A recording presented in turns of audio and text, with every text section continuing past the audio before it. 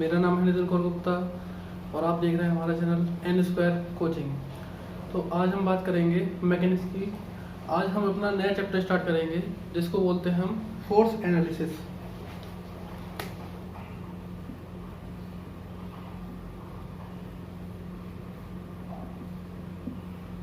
जिसको हम हिंदी में बोलते हैं बल विश्लेषण।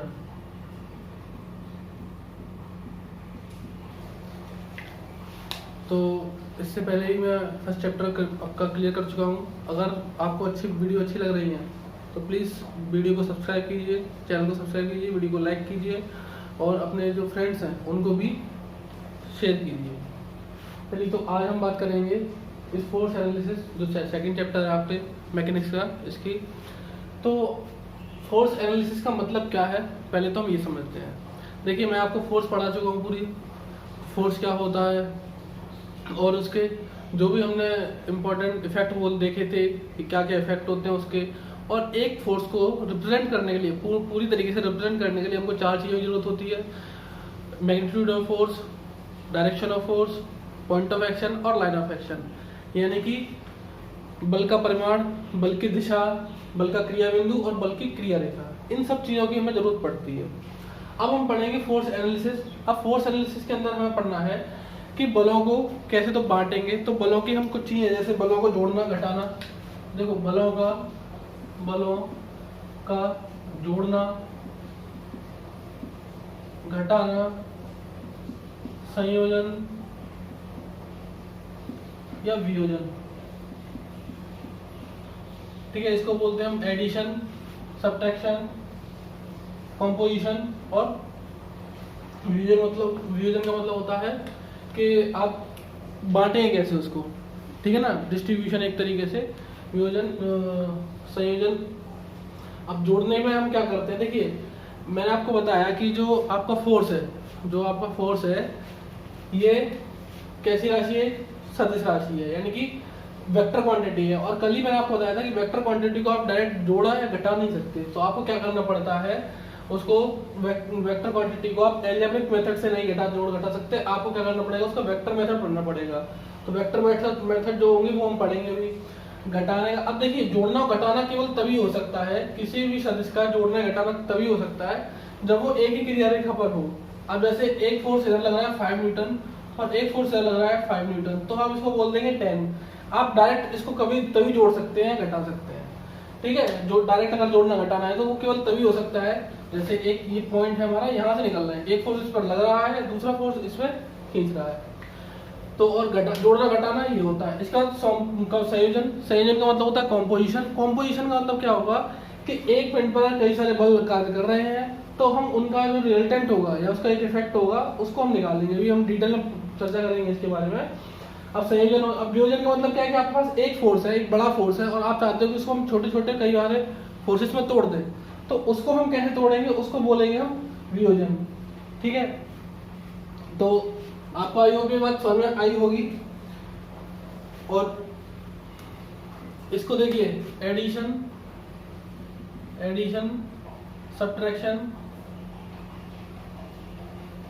संयोजन को बोलते हैं कॉम्पोजिशन और वियोजन को बोलते हैं रेजोल्यूशन, ठीक है। इस तरीके से आपके ये चार काम हम करते हैं। अब फोर्स के जो भी आपके इफेक्ट होंगे वो सब हम पढ़ेंगे।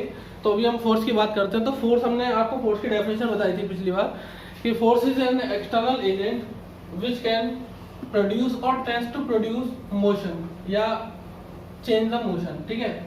या तो उसकी जो मोशन होगी या तो उसको चेंज करने की कोशिश करेगा या कर देगा, ठीक है। जो भी उसकी पोजीशन होगी, अगर वो रखी हुई है तो उसको चला देगा, चल रही है तो रोक देगा। तो इस तरीके के आपके जो भी काम होंगे वो बल करता है।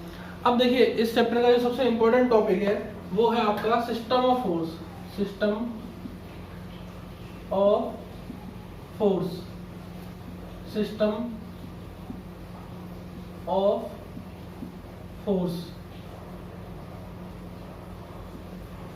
जिसको हम बोलते हैं बल निकाय, ठीक है ना, बल निकाय। अब देखिए, सिस्टम का मतलब क्या होता है और बल का सिस्टम का मतलब क्या होता है। देखिए आप अगर देखते होंगे, आप जैसे आपने सुना होगा कि हमारा जो सिस्टम है वो खराब है, आपसे कुछ भी बोला जाता है आप लोग बोलते होंगे, जैसे हमारा एजुकेशन सिस्टम है वो खराब है, या हमारा घर का सिस्टम खराब है, या हमारी सोसाइटी का सिस्टम खराब है। तो सिस्टम का मतलब क्या होता है? देखिए सिस्टम के अंदर क्या होता है, एक जैसी जो कई चीज़ें होती हैं, एक ही चीज़ से रिलेटेड, एक ही काम से रिलेटेड जो भी यानी कि जुड़ी हुई वस्तुएं होती हैं उनको हम सिस्टम बोलते हैं। जैसे अगर हम एजुकेशन सिस्टम की बात करते हैं तो उसमें आएंगे हमारे एजुकेशन मिनिस्टर आएंगे, उसके बाद जो हमारे शिक्षा अधिकारी होते हैं वो लोग, उसके बाद टीचर्स, हम स्टूडेंट्स, तो जो भी ये लोग हैं उन सबको मिलाने के बाद जो बनता है उसको क्या बोलते हैं? हम निकाय बोलते हैं, यानी कि सिस्टम बोलते हैं। यानी कि एक ही जो काम होता है उससे रिलेटेड जो भी अन्य जुड़ी हुई चीजें होती हैं उसको हम बोलते हैं सिस्टम। अब हम फोर्स की बात करेंगे तो फोर्स सिस्टम में क्या होगा? डिफरेंट टाइप्स ऑफ फोर्स होंगे, भाई फोर्स ही तो होंगे, जैसे हम लोग इंसान है सारे के सारे जो सिस्टम बना रहे हैं, और इसमें हम क्या अलग करेंगे? फोर्स सिस्टम ऑफ फोर्स, यानी कि जो फोर्स है उसका सिस्टम लिखेंगे कि बल निकाय जो है, बल निकाय का मतलब क्या है कि जब एक पिंड पर, आप इसकी डेफिनेशन सुन लीजिए कि जब एक पिंड पर कई सारे बल कार्य करते हैं, जब एक पिंड पर कई सारे बल कार्य करते हैं तब उन फोर्सेस को क्या बोलते हैं? सिस्टम बोलते हैं। ठीक है, तो कोई बॉडी है, अब इस बॉडी पे कई सारे बल कार्य करने लगे तो इसको हम क्या बोलेंगे? सिस्टम ऑफ फोर्सेस है। अब ये सिस्टम ऑफ फोर्सेस में अभी सिस्टम ऑफ फोर्स है तो ये आपके कई टाइप के सिस्टम होंगे, तो आपको इनको बहुत अच्छे से समझना है। बहुत अच्छे से समझने के बाद ही आपको ये क्लियर हो पाएगा कि हम क्या बात कर रहे हैं या सिस्टम किस तरीके से हम निकाल रहे हैं। सबसे पहले जो है आपका, इसको बोलेंगे हम, पहले तो हम ये बताते हैं क्या चीज है। हम पढ़ेंगे टाइप्स ऑफ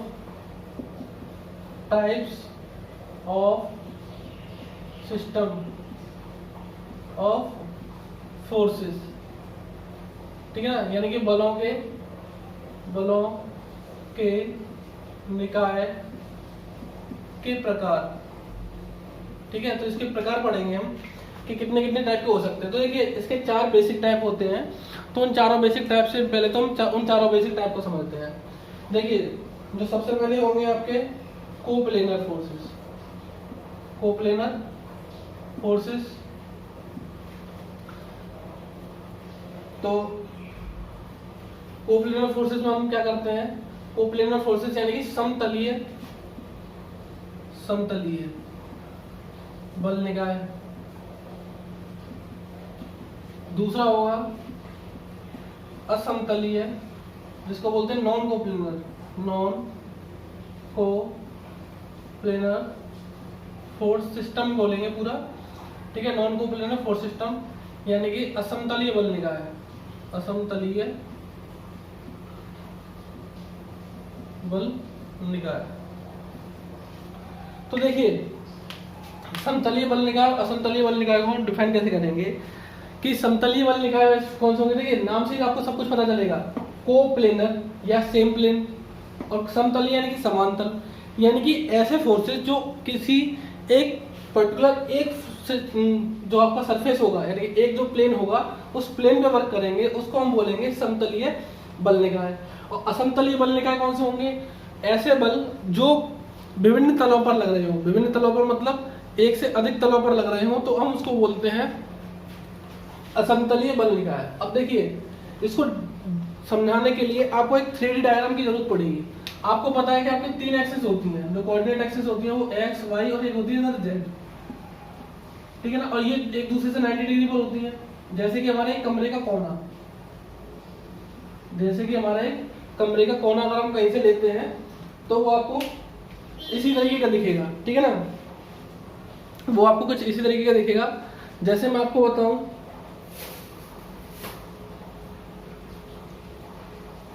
आपके पास ये है, ठीक है, अगर आप इसको यहाँ पर देखेंगे किनारे पर तो ये कैसे है? देखिए एक इस तरफ, एक ऊपर की तरफ, एक दूसरे की तरफ, ये तीनों 90 डिग्री पर, यहाँ से भी 90 डिग्री पर, यहाँ से ये 90 डिग्री पर और यहाँ से ये 90 डिग्री पर, ठीक है। तो इस तरीके से आपको ये समझने या कैसे निकलना है, देखिए इधर इस तरीके से ऐसे इसको हम रख दें तो क्या होगा? एक x डायरेक्शन में इस तरफ, एक y डायरेक्शन में इस तरफ और एक z डायरेक्शन में इस तरफ, ठीक है ना। ये आपको ये 2D है, ये आपका जो प्लेन होता है, प्लेन हमेशा 2D होते हैं, तो 2D पर मैं ये 3D दिखाना चाहता हूँ, इसलिए आपको 90 डिग्री नहीं दिखेगा। आपको एक ये तो 90 डिग्री दिखेगा, लेकिन ये दोनों 90 डिग्री नहीं दिख रहे होंगे, लेकिन आपको समझना पड़ेगा वो कैसे निकलेंगे, वो यहाँ से निकलेगा, ठीक है ना, कि एक ये वाला पीछे की तरफ, एक ऊपर वाला। तो ये हुआ हमारा एक्स डायरेक्शन, ये वाई डायरेक्शन और ये वाला जेड डायरेक्शन, लेकिन ये तीनों ही 90 डिग्री पर है एक दूसरे से। आपको भले ही दिख ना रहे हो, इसमें नहीं दिखेंगे, ठीक है। तो आपको आई होप समझ में आई होगी ये बात कि ये 90 डिग्री हमारे कैसे आई है। बहुत वैसे तो भाई क्योंकि ये 360 होना चाहिए पूरा, तो ये कितने निकलना चाहिए हमारा, तो ज़्यादा निकलना चाहिए। तो आपको ये समझ में आ गया होगा। तो देखिए हमारे पास देखिए कितने तल मिलते हैं। पहले बात तो एक कोऑर्डिनेट के अंदर एक जो कोऑर्डिनेट सिस्टम होता है, ठीक है, तो इसमें आपके जो कितने तल मिलते हैं, देखिए इसको बड़ा करके बनाते हैं।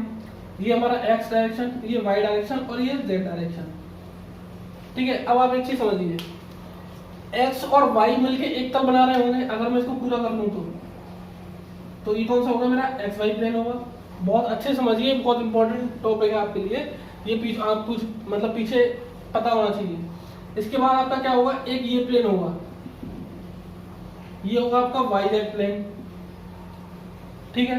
और एक इस तरीके से मिलेगा आपको, ये होगा आपका एक्स जेड प्लेन। तो आपके तीन तल मिलेंगे आपको, एक एक्स वाई तल मिलेगा, एक वाई जेड तल मिलेगा, एक जेड एक्स तल मिलेगा, ठीक है ना। ये आपको तीन तरीके के तल मिलेंगे। अब इन तीन तल आपके यानी कि अगर कोई फोर्स सिस्टम यानी कि कई सारे फोर्स एक ही इस तल पे काम कर रहे हैं तो इसको बोलेंगे समतलीय। अगर कुछ इस पे काम कर रहे हैं, कुछ इस पर काम कर रहे हैं, तो इसको बोलेंगे विभिन्न तलीय या असमतलीय, ठीक है ना। यानी कुछ इस पर और कुछ इस पर कर रहे हैं, तब भी हम उसको यही बोलेंगे विभिन्न तलीय। अब देखिए मान के चलिए आपके पास एक बॉक्स है, ठीक है ना, और आपको एग्जाम में भी इसी से समझना है। मैं इसका 3D व्यू बना रहा हूँ, 3D व्यू बना रहा हूँ।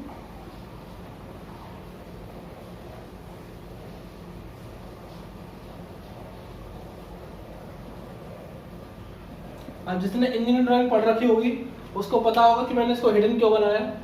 चलिए अब बात करते हैं हम समतलीय बल निकाय की। तो देखिए मैंने क्या करा कि एक ये मेरा प्लेन है, ये वाला ऊपर वाला, अगर मैं इसको नाम देता हूँ A B C D E या E F G H। अगर मैं तल की बात करूं A B H E तल की बात करूं तो इस पर मेरे जितने भी फोर्स लग रहे होंगे, ठीक है, मान के चलिए F1 है, ये F2 है, ये F3 है, ये कौन से होंगे, ये होंगे मेरे समतलीय बल निकाय, ठीक है ना। तो समतलीय बल कौन से होंगे, देखिए समतलीय बल निकाय। समतलीय बल निकाय का पहले तो एक बल से जितने भी ज्यादा होंगे तो उसको हम निकाय बोलेंगे। सिंपल एक बल होगा तो उसको बल बोलते हैं। तो ये हमारा क्या हो जाएगा, देखिए F1 F2 और F3, ये कौन से हो जाएंगे, मेरा एक बन गया, एक पेयर बन गया, यानी कि एक निकाय बन गया। अब हम मान के चलते हैं कि हमारा जो ये वाला तल है DGHB,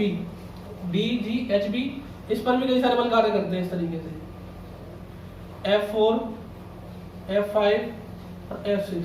तो ये भी हमारे क्या होंगे, F5 F4 और F6, ये भी हमारे क्या होंगे, ये भी हमारा एक निकाय होगा। लेकिन ये अलग निकाय है, ये अलग निकाय है, इन दोनों को आप कंबाइन मत कीजिएगा। बस मैंने समझाने के लिए आपको कि भाई आपको एग्जांपल ज्यादा मिल जाए, इसके लिए मैंने इसको बनाया है।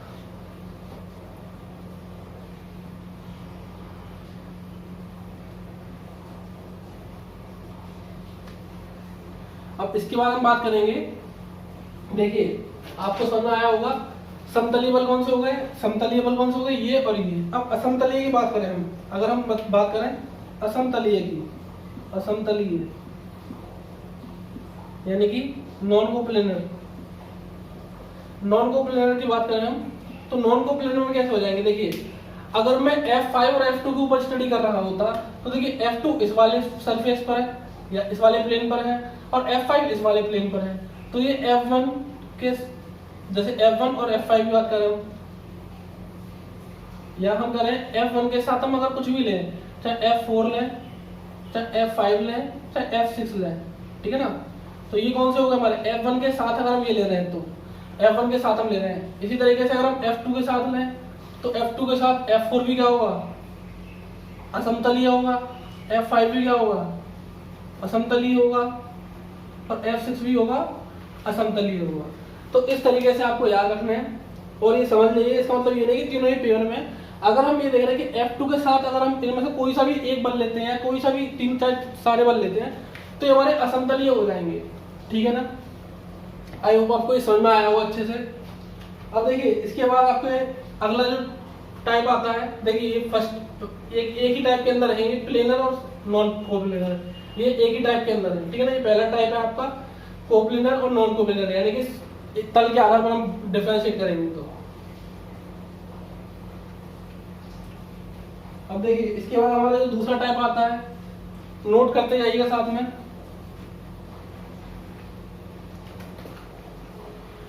देखिए दूसरा आता है हमारा टाइप, दूसरे टाइप के अंदर पहला आएगा आपका कॉनकरेंट सिस्टम। ठीक है ना, कॉनकरेंट सिस्टम ऑफ फोर्सेस, और बी होगा नॉन कॉनकरेंट, सॉरी कॉनकरेंट और नॉन कॉनकरेंट ही होगा, नॉन कॉनकरेंट। ठीक है ना, इसको हम बोलेंगे संगामी, संगामी, और इसको बोलेंगे हम असंगामी।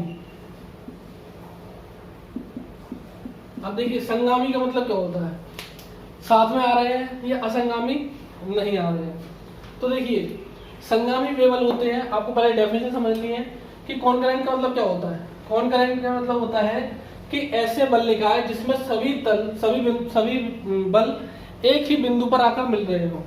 तो कॉनकरेंट फोर्स सिस्टम कौन से होंगे, ऐसे बल जो किसी एक निश्चित बिंदु पर मिल रहे हो, उसको हम बोलेंगे कॉनकरेंट फोर्स। नॉन कॉनकरेंट फोर्स कौन से होंगे, ऐसे बल जो कभी एक दूसरे पर किसी एक बिंदु पर ना काटे, जो कभी किसी भी एक बिंदु पर ना काटे, तो उसको हम बोलेंगे नॉन कॉनकरेंट। तो अब मैं इस फिगर को थोड़ा सा बड़ा बनाता हूँ जिससे कि आपको और अच्छे से समझ आए।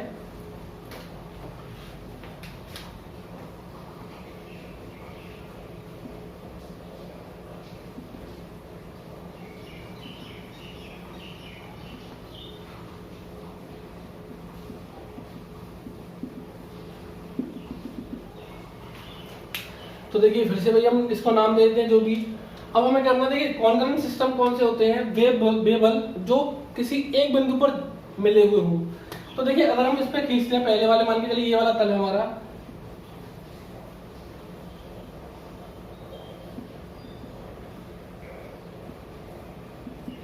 मान चलिए ये वाला हमारा तल है ADHE। अगर हम इस तल की बात करें, इस पर दो बल लगते हैं, एक F1 इस तरफ, एक F2 इस तरफ। अगर ये F1 और F2 कौन से हैं, अगर हम क्या कर रहे हैं, F1 और F2 इसी तल के ऊपर लगा रहे हैं, और ये दोनों किस में मिल रहे हैं, देखिए इस कॉमन पॉइंट में मिल रहे हैं, एक ही बिंदु से निकल रहे हैं ये। तो ये कौन से होंगे, हमारे कॉनकरेंट फोर्स सिस्टम होंगे, यानी कि संगामी बल निकाय होंगे। अब अगर हम क्या करें, एक फोर्स हमने इधर लगा दिया F3, तो देखिए अगर हम F1 और F2 की बात करें तो वो संगामी होंगे, लेकिन F1 और F3 की बात करें तो वो क्या होंगे, असंगामी होंगे। अगर हम F2 और F3 की अलग अलग बात करें, मतलब F2 और F3 को मिला के बात करें, F1 को छोड़ दें, तो F2 और F3 क्या हो जाएंगे, आपके असंगामी हो जाएंगे। तो कॉनकरेंट आपके कौन से होते हैं, जो किसी एक बिंदु पर मिले, ठीक है ना, या निकले वहां से, और जो असंगामी होंगे वो क्या होंगे, अलग अलग बिंदु पर होंगे, यानी कि वो कभी भी एक दूसरे को मीट नहीं करेंगे, यानी मिलेंगे नहीं। अब क्या, अब देखिए ये किस पर है, ये इस वाले तल पर है, एक ही तल पर है, तब हम इसको क्या बोलेंगे, F1 और F2 क्या बोलेंगे, समतलीय संगामी। यानी कि F1 F2 क्या है, समतलीय तो है ही है, और क्या बोलेंगे, संगामी। अब देखिए अगर हम F1 की और F3 की बात करें, अगर हम F1 और F3 की बात करें तो ये क्या है, ये समतलीय तो है लेकिन संगामी नहीं है, तो इसको बोलेंगे समतलीय असंगामी। तो जो आपके डिफरेंट टाइप्स ऑफ सिस्टम बनेंगे वो आपके इसी तरीके से नहीं बनेंगे। लेकिन अभी आप ये समझ लीजिए, बस संगामी और असंगामी का मतलब समझिए कि वो किसी एक बिंदु पर मिलते हो तो संगामी, और नहीं मिलते हो तो उसको बोलेंगे असंगामी।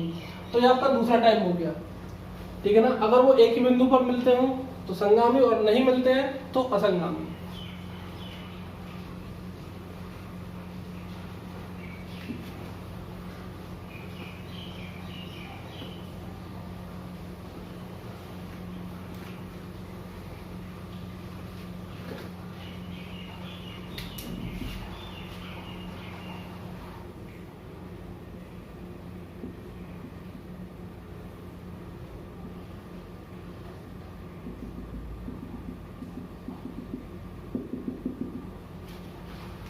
अब देखिए इसका तीसरा टाइप आता है आपका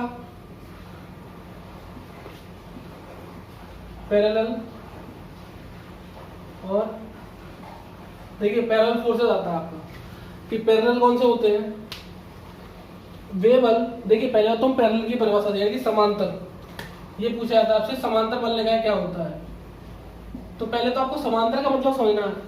समांतर का मतलब क्या होता है, देखिए पैरेलल का मतलब होता है कोई दो ऐसी रेखा जो एक दूसरे को कभी ना मिले, जो एक दूसरे को कभी ना मिले उसको हम बोलते हैं समांतर, ठीक है ना। आई होप आपको समझ में आया होगा। जैसे मेरे पास एक स्केल है, अगर मेरे पास एक स्केल है तो उसके उन दोनों लाइनों को मैं कितना भी खींच लूँ, ठीक है। जैसे मान के चलिए मैंने एक ही लाइन बना दी इस तरीके से, अब ये समांतर है कि नहीं हमें कैसे पता चलेगा कि अगर हम इसको चाहे इधर कितना ही बढ़ा लें और चाहे इधर कितना ही बढ़ा लें, लेकिन ये कभी भी एक दूसरे को मीट नहीं करती है, इसको हम समांतर बोलते हैं। दूसरी चीज, इनके बीच की दूरी हमेशा क्या रहती है, सेम रहती है हर पॉइंट पर। चाहे मैं कहीं से भी निकालूं, मान के चलिए अगर इसकी 3 सेंटीमीटर निकलती है तो हर पॉइंट की दूरी यानी कि जो लंबवत दूरी होगी परपेंडिकुलर, ऐसे नहीं कि आप ऐसे तिरछा नाप लो। अगर बिल्कुल सीधा सीधा नापेंगे 90 डिग्री पर, यानी कि ये 90 डिग्री होने चाहिए सारे के सारे, अगर ये 90 डिग्री होते हैं और इन दोनों के बीच की दूरी सेम है तो इसको हम बोलेंगे समांतर।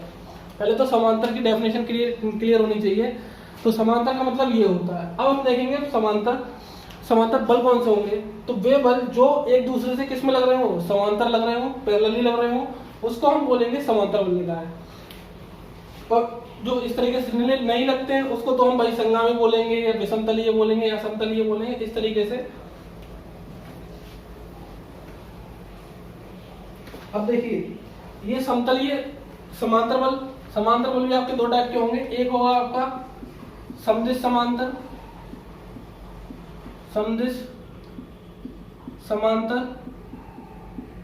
और दूसरा होगा विपरीत समांतर।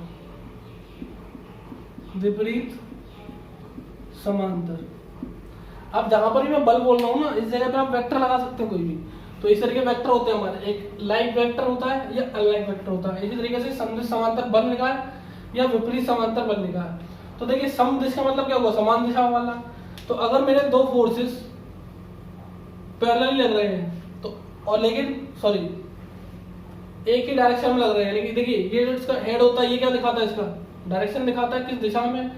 तो अगर ये एक ही दिशा में लग रहे हैं, अब देखिए इन दोनों के बीच की दूरी हमेशा सेम रहेगी, तो इसको हम बोलेंगे समांतर। विपरीत समांतर कौन से होंगे, जिनकी डायरेक्शन क्या होगी, अपोजिट होगी। अब सीधी सी बात है, जब एक इस तरफ जा रहा है तो दूसरा अपोजिट डायरेक्टली इधर ही जाएगा। तो समदिश समांतर यानी कि एक ही दिशा में जाने वाले, विपरीत समांतर विपरीत दिशा में जाने वाले, ठीक है। तो इसमें तो मुझे इस पर दिखाने की जरूरत नहीं है, आप यहीं पे समझ सकते हैं इसको कि समदिश समांतर का मतलब क्या हुआ और विपरीत समांतर का मतलब क्या हुआ। और आपको याद रखना है समांतर की डेफिनेशन, कि समांतर का मतलब क्या होता है, फिर आपको ये दोनों याद रखना है। इसको बोलते हैं हम लाइक पैरेलल, इसको बोलते हैं हम लाइक पैरेलल, इसको बोलते हैं अनलाइक पैरेलल, ठीक है ना। विपरीत समांतर और समदिश समांतर। आई होप आपको ये समझ में आया होगा। और इसके बाद हम आगे बढ़ते हैं।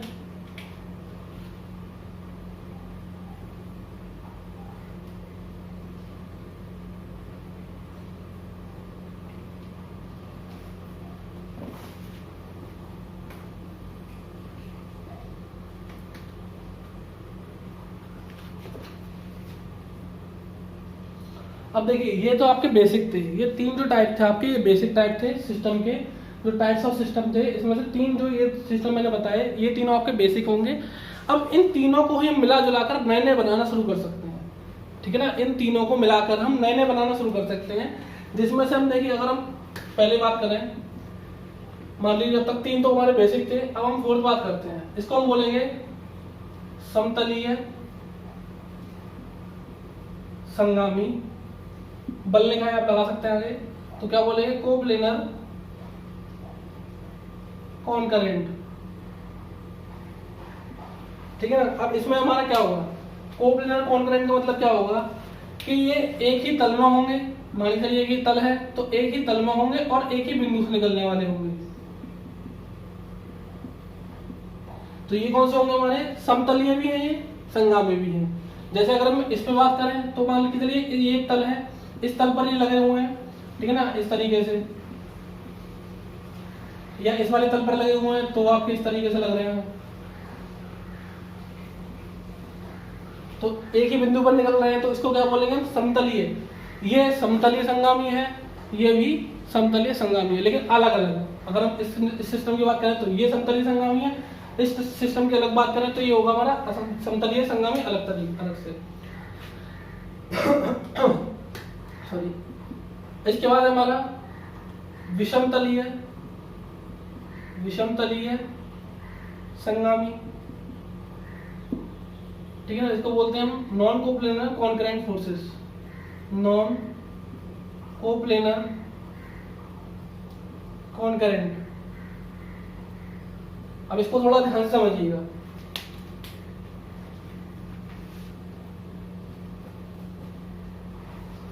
देखिए हमने क्या बोला, विषम तलीय, यानी कि तल अलग अलग हो उसके लेकिन संगामी हो, तो वो कैसे मुमकिन है। देखिए मान के चलिए मेरे पास एक ये पॉइंट है, ये वाला, ये कॉमन पॉइंट है, मैं यहां से एक F1 लगा लूं इस तरफ और एक बल लगा लूं मैं इस तरफ F2, तो ये क्या, ये दोनों अलग अलग तल में नहीं है। आप बोलेंगे जी हाँ, ये दोनों अलग अलग तल में है। ये हमारा कौन सा तल है, ये वाला, ठीक है ना, यानी कि ये YZ प्लेन है, YZ, ये वाला YZ प्लेन है, ये वाला कौन सा है हमारा ZX प्लेन है, ठीक है। ये भी देखिए, ये भी ZX प्लेन है, ये भी ZX प्लेन है, ये YZ प्लेन है, ये YZ प्लेन है, ठीक है ना, और ये वाला XY प्लेन है, और ये जो इसके आगे वाला है ये भी XY प्लेन है। तो ये वाला देखिए, ये वाला YZ प्लेन यानी कि YZ तल, ये वाला ZX तल, तो ये दोनों तलों में, इन दोनों तलों में अलग अलग ये फोर्स लग रहे हैं, तो ये क्या हुआ, विभिन्न तलीय है, लेकिन ये एक ही बिंदु पर लग रहे हैं, तो उसको क्या बोलेंगे हम, विषम तलीय संगामी, ठीक है, विषम तलीय संगामी। तो आपको ये समझ में आया होगा। तो इसके लिए आप फिगर बना लीजिए जो भी, तो इसमें हम बोल सकते हैं कि F1 और F2 अब जो बनाया है मैंने, ठीक है ना, इसके लिए जो ये तो अलग ही सिस्टम था, हम इसकी बात कर रहे हैं, ठीक है। तो आप, मैं तो मिटाना पड़ेगा बार बार, आप अलग अलग बना के देखिएगा, और आपको समझने के लिए इसको 3D इस व्यू में ही देख पाएंगे आप। तो आपको ये समझ में आया होगा कि विषम तलीय मतलब अलग अलग तल पर हो और संगामी। अब जैसे मैं एक बल निकाय और दिखाने की कोशिश करता हूँ, तो मान लीजिए एक ये पॉइंट है, इस पर मैंने एक फोर्स लगा ली इस तरफ F1 या F4, एक फोर्स लगा ली इस तरफ F5 और एक बल लगा ली इस तरफ F6। तो देखिए ये तीनों भी अलग अलग तलों में है। ये किस पे है, ये हमारा इस पे है YZ प्लेन पे, ये वाला किस पे हमारा XY प्लेन पे F6, और जो F6 है हम इसको दोनों तलों पे बोल सकते हैं, इस तल पर, इस वाले तल पे भी बोल सकते हैं, उसके नीचे वाले तल पे भी बोल सकते हैं। लेकिन अगर हम कुछ भी मानेंगे, लेकिन ये क्या हुआ, एक ही बिंदु पर मिल रहे हैं, तो ये क्या हुआ, विभिन्न तलीय संगामी बल निकाय है, ठीक है ना। तो ये क्या हुआ, विषम तलीय संगामी। अब इस तरीके से कई सारे बना सकते हैं, ठीक है ना। अब आपके जो भी आपको लगे, तो आपको इन्हीं तरीके, आपको जो बेसिक डेफिनेशन थी उनकी वो बेसिक समझना है, और अगर आपके बेसिक समझ में आता है तो आप किसी तरीके का दिया जाए आप उसको निकाल लेंगे।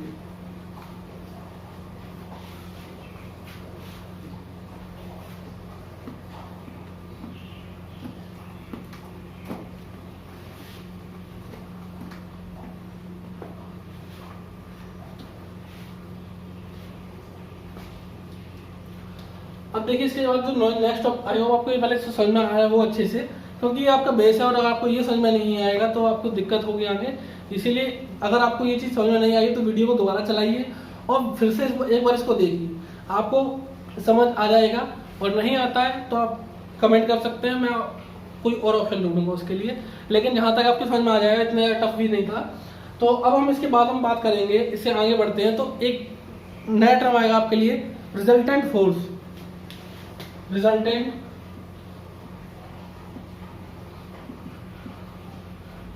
जिसको हम बोलते हैं परिणामी बल, परिणामी बल। अब रिजल्टेंट फोर्स क्या होता है, उससे पहले कि आप बताइए कि आपका, आपने सुना होगा भाई 9th-10th करिए, सब कुछ करिए, तो उसमें कि आज हमारा रिजल्ट आने वाला है, आज हमारा रिजल्ट आने वाला है। तो रिजल्ट का मतलब क्या होता है? देखिए आपने एग्जाम दिए होंगे 5 सब्जेक्ट के, माने चलिए 5 सब्जेक्टों में अलग अलग नंबर आए होंगे। लेकिन अब जैसे आपने क्या किया, एक किसी में तो 90 नंबर ले आए, अब किसी में 40 नंबर रह गए, किसी में 55 नंबर आए और किसी में आपके पहुंच गए 85। तो अगर आपका रिजल्ट देखा जाए तो आपका रिजल्ट कब निकलेगा? रिजल्ट आप निकलेगा उनका एवरेज निकालने के बाद, जो उसका इफेक्ट पड़ेगा, सही है ना, वही आपका रिजल्ट माना जाता है कि भाई मेरा रिजल्ट क्या हुआ, फेल हुआ, मेरा रिजल्ट क्या हुआ, पास हुआ। तो पास और फेल होना कहीं ऐसा नहीं कि एक सब्जेक्ट पर डिपेंड करता है, वो क्या होता है कई सारे सब्जेक्ट पर डिपेंड करता है।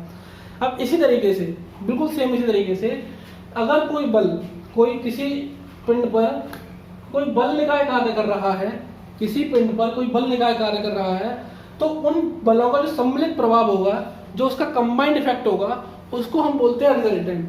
सही है, आई होप आपको समझ में आया हो कि मान के चलिए F1, अगर ये पिंड है, मैंने इस पे कई सारे बल लगाए, F2 एक बाहर जाता हुआ, F3 एक इधर जाता हुआ, F4 ये F5, तो मान लीजिए इतने सारे मैंने इस पे बल लगा दिए।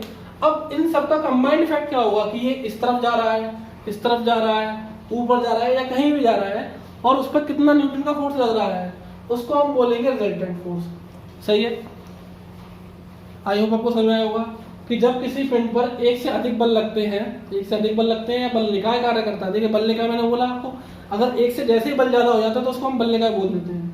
तो यदि किसी पिंड पर कोई बल निकाय कार्य कर रहा है तो उन सभी बलों का जो सम्मिलित प्रभाव प्रदर्शित करने वाला जो बल होगा उसको बोलते हैं उसका रिजल्टेंट फोर्स। ठीक है, मान के चलिए कि इन सब का इफेक्ट ये हुआ कि ये बॉडी इस डायरेक्शन में, यानी कि अब मान लीजिए एफ एन नाम से चलने लगी या एफ आर के नाम से चलने लगी, रिजल्टेंट का मतलब। तो इन सब का जो कंबाइंड इफेक्ट था वो क्या होगा हमारा एफ आर, तो ये हमारा क्या हुआ परिणामी बल हो गया। ठीक है, अगर हम इन सबको डिवाइड मतलब इन सबका कैलकुलेशन करें और कैलकुलेशन करने का हमें पता चले कि ये जो वस्तु है वो इस तरफ जा रही है, इस डायरेक्शन में आ रही है और कितने न्यूटन के फोर्स के साथ जा रही है, तो वो हम निकालेंगे एफ आर, इसको हम बोलेंगे रिजल्टेंट फोर्स। ठीक है, इसकी परिभाषा सुनिए फिर से एक और बार कि जब किसी पिंड पर एक से अधिक बल कार्य करते हैं या कोई बल निकाय कार्य करता है, तो कोई ऐसा बल जो उन सभी बलों के सम्मिलित प्रभाव को, कंबाइंड इफेक्ट को शो करता है, यानी दर्शाता है, उसको हम बोलते हैं रिजल्टेंट फोर्स। ठीक है, a force which shows the combined effect of different forces acting on a body, यानी किसी बॉडी पर कार्य कर रहे हैं, ठीक है ना, जितने ही बल हैं उनका जो रिजल्टेंट होगा, यानी कि उनका जो कंबाइंड इफेक्ट होगा, उसको हम उसका रिजल्टेंट बोलते हैं। आई होप आपको ये बात समझ में आई होगी कि भाई मैंने क्या कहा है अभी। अगर आपको समझ में आया है तो अच्छी बात है, और नहीं आया तो प्लीज वीडियो को एक बार फिर से देखिएगा और आपको ये चीज सब समझ में आएंगी। ठीक है ना, और मैं आपको आपकी रियल लाइफ एग्जाम्पल से बता चुका हूँ कि आपका जो रिजल्ट जो निकलता है वो रिजल्ट कब निकलता है, जो आपका जो कंबाइंड जो भी निकलेंगे, कंबाइंड जितने भी आपने एग्जाम दिए हैं या पेपर्स दिए हैं, उन सबका जो कंबाइंड इफेक्ट होगा वो आपका रिजल्ट को बताता है। ठीक है ना, जैसे आपने एक में मैंने अभी बताया, एक में 80 नंबर ले आए आप और बाकी सब में आपके 30-30 नंबर रह गए, तो वो क्या हो जाएगा, आप फेल हो जाओगे। अगर आपने सब में, आपको पास होने के लिए सब में पास होना पड़ेगा, उनका जो रिजल्ट निकलेगा वो आपका जो निकलेगा उसको हम पास या फेल होना बोलेंगे, आपके एक सब विषय से कुछ नहीं बोलेंगे। इसी तरीके से अगर हमारा एक फोर्स है वो क्या इफेक्ट दे रहा है हमें उससे कोई मतलब नहीं है, ये सारे मिलकर जो इफेक्ट दे रहे हैं वो हमारा रिजल्ट होगा और उसी को हम बोलेंगे रिजल्टेंट, परिणामी। चलिए अब आगे बढ़ते हैं।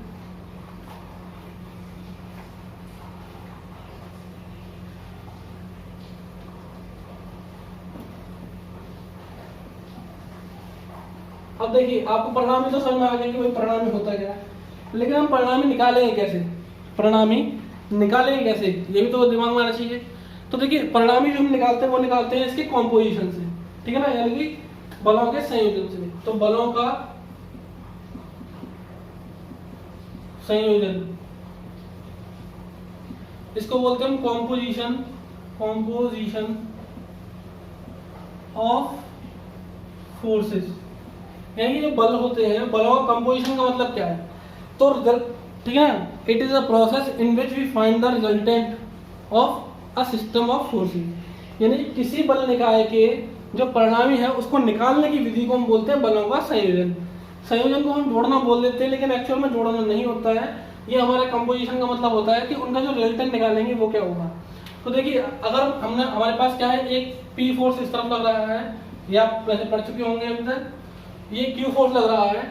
अब इनका जो कंबाइंड इफेक्ट होगा उसको हमें निकालने की जो विधि होगी उसको हम बोलेंगे बलों के संयोजन, कॉम्पोजिशन ऑफ फोर्स। तो ये हमारा क्या होगा, इस तरफ निकलता है हमारा रिजल्टेंट, आर निकलता है, तो ये जो आर फाइंड करने की बात है, आर फाइंड करने की जो प्रोसेस है उसको बोलेंगे हम बलों का संयोजन। ठीक है ना। अब इसी तरीके से आता है बलों का विघटन। अब बलों का विघटन क्या होता है, देखिए बलों का विघटन, ये भी आपके आगे आएगा। इनके अलग अलग फॉर्मूले होंगे, अलग अलग मेथड होगा, तो आपको अच्छे से समझने की स्थिति है। अब बलों का विघटन जिसको बोलते हैं हम रेजोल्यूशन ऑफ फोर्सेस, ठीक है ना, रेजोल्यूशन ऑफ फोर्सेस। इसमें हम क्या करते हैं, मान के चलिए एक ये 15 न्यूटन का फोर्स है। अब मुझे इसको दो परपेंडिकुलर डायरेक्शन में बांटना है, तो मैं कैसे बांटूंगा, एक इस तरफ एक इस तरफ। तो मान के चलिए यहाँ पे P ये Q, ये कुछ ना कुछ अलग अलग वैल्यू निकलेगी इनकी, तो इसको हम बोलेंगे बलों का विघटन। तो अभी हम इसकी बात नहीं करेंगे, हमें केवल कंपोजिशन की बात करनी है, क्योंकि अभी हम रिजल्टेंट निकालने के ऊपर बात कर रहे हैं। और रिजल्टेंट का मतलब होता है कि कई सारे फोर्सेस को एक फोर्स में कन्वर्ट कर देना, कई सारे बलों को एक बल में परिवर्तित कर देना, इसको हम बोलते हैं रिजल्टेंट।